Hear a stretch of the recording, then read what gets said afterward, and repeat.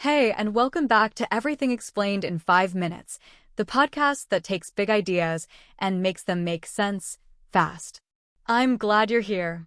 Today, we're diving into something tiny, but absolutely essential to modern life: semiconductors, or as you probably know them, chips. These little slices of silicon power everything from your phone and your car to satellites and hospitals. But for the past few years, we've been hearing about a chip shortage, a global supply crisis that affected everything from PlayStations to pickup trucks. So, what happened? Why did the world run out of chips? And are we still in trouble? Let's break it down. What is a semiconductor exactly? A semiconductor is a material, usually silicon, that can conduct electricity in some conditions and block it in others.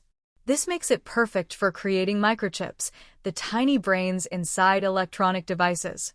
They're made in layers so thin they're measured in nanometers. A single human hair is about 80,000 nanometers wide. We're talking technology that's basically atomic. These chips are in everything.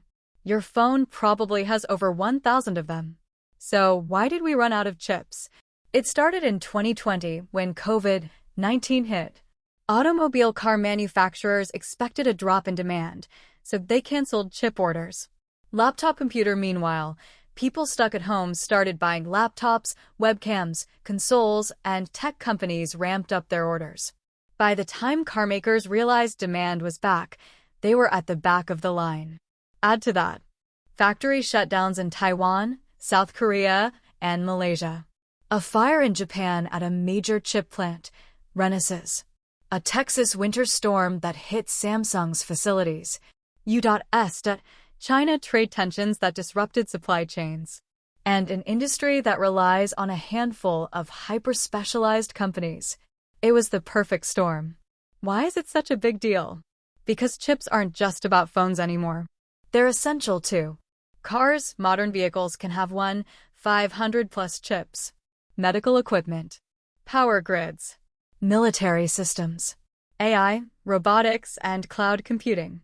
When chips run short, factories shut down. Prices go up. Products disappear. In 2021, Ford had to park thousands of unfinished trucks in lots across the U.S. waiting for chips. Who makes the chips? Here's the kicker.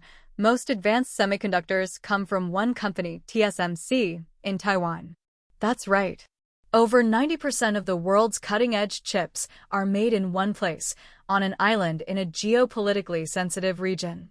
The US, EU, Japan, and China all realized this and started pouring billions into local chip production. The US passed the CHIPS Act in 2022, worth $52 billion to bring production back home. Are we still in a shortage? Kind of. It's not as bad as 2021, but there are still bottlenecks.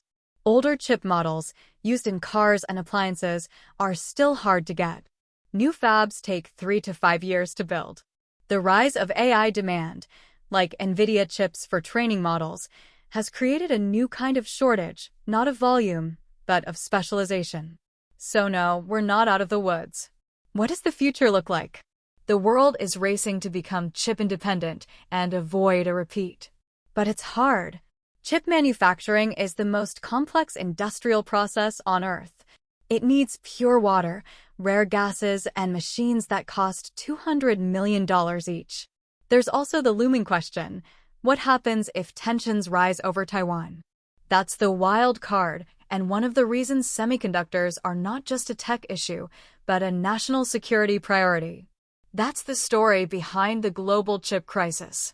A reminder that the tiniest parts of our world often carry the biggest consequences. Thanks for listening to Everything Explained in 5 minutes. If you enjoyed this episode, share it with a friend or the next person who asks why your car took 6 months to arrive. See you next time.